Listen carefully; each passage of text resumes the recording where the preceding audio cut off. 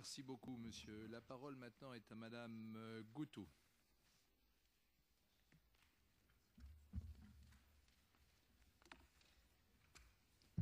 Merci, Monsieur le Président. Bien sûr que je me rallie à toutes les félicitations qui ont été faites à Madame Anne Vasseur pour ce rapport pas du tout facile, et pour ce sujet qu'elle a abordé ensemble avec l'équipe de la Commission pour la culture et l'éducation.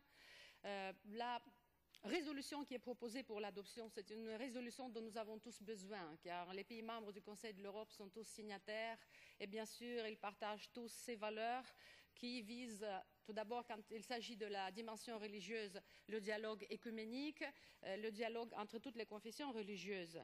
Moi, je voudrais aborder un autre cas de figure, notamment celui de la République de Moldavie, qui est un pays très jeune, un pays post-totalitaire, qui tâche de se frayer le chemin sur la voie de la démocratie.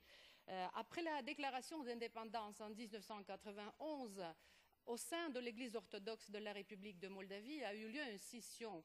Et cette scission, en fait, elle est liée encore au problème identitaire de notre jeune pays, car aujourd'hui, nous avons en République de Moldavie l'Église orthodoxe qui dépend de Moscou et l'Église métropolitaine orthodoxe qui dépend de la Roumanie. Cette coexistence de deux églises, de deux institutions au sein de la même religion ne donne pas, bien sûr, au fait de violence à l'intérieur de la société. Par exemple, les ecclésiastes des deux églises sont en dialogue permanent et même parfois elles officient des manifestations religieuses ensemble. Par contre, on ne parvient pas à un dialogue intra-religieux parmi les fidèles. Pire encore, les dernières 2 années, le facteur politique a été greffé à la problématique de ce dialogue intra-religieux.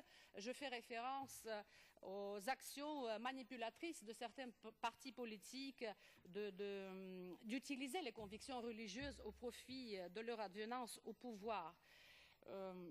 Je crois que c'est un cas unique dans l'espace de l'Europe de l'Est où le facteur politique se permet des ingérences dans les affaires de l'Église. Ce matin, nous avons eu la chance d'écouter ici les contributions extraordinaires de leurs béatitudes et de leurs éminences à propos de la quête de la vérité et de la liberté, qui sont les deux valeurs importantissimes pour les sociétés démocratiques modernes. Et bien sûr, nous nous réjouissons énormément de cette position des chefs des églises, de différentes églises, de différentes religions.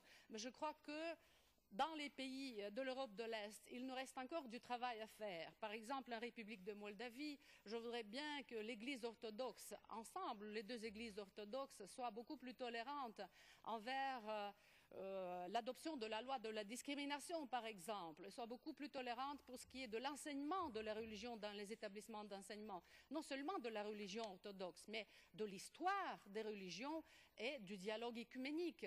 Justement, ce qui a été invoqué par sa béatitude, le patriarche Daniel de Roumanie. Je félicite encore Madame Anne Vasseur. J'espère bien que la réforme de notre Assemblée parlementaire qui s'achemine fera beaucoup plus visible toutes les résolutions qui sont adoptées dans ce forum qui est symbole de la démocratie et des droits de l'homme. Merci. Merci beaucoup.